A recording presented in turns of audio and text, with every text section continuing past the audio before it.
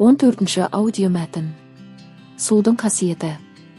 Америкалық үндістер Майя күнтізбесі туралы еңбектер жазған ғалым, филология ғылымдарының докторы, профессор Әділ Ахметовпен кәдімгі су төңірегінде әңгімелестік. Көне Египет папирусында жазылған асыл сөздің бірі «Мен ағын суды бөгемеймін» деген жазу екен. Мұндағы «Мен суды бөгемеймін» деген табиғатты тонамаймын, жер ананы жарақаттамаймын деген сөз. Осы ойды нақтылай түссеңіз, су өмірдің жаны, тіршілікті тудырған орта.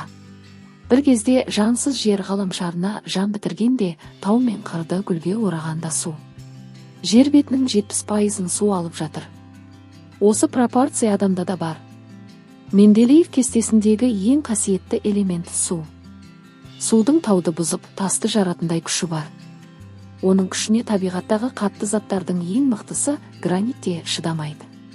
Бір күнде, бір айда болмаса да, үздіксіз әсер етсе, су бірнеше жылда қатты тау жыныстарының кез келгенін үгітіп жібереді. Судың үгіткіштік қасиеті туралы бір әфсана есіме түсіп отыр. Ертеде зұлымдық әдісіне осы су тамшысын пайдаланған екен.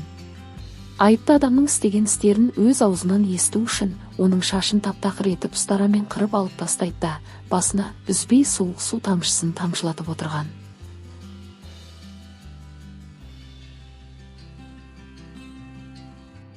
Мұндай азаптаудан адамдар қатты қиналып, есінен адасып қалған деседі.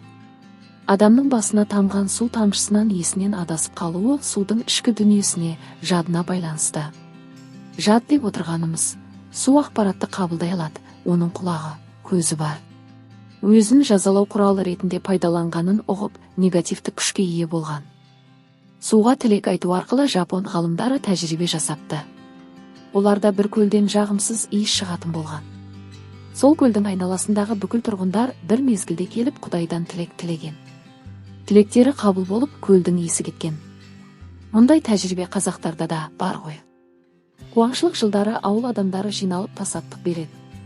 Көптің тілегінен кейін жаңбыр жауады.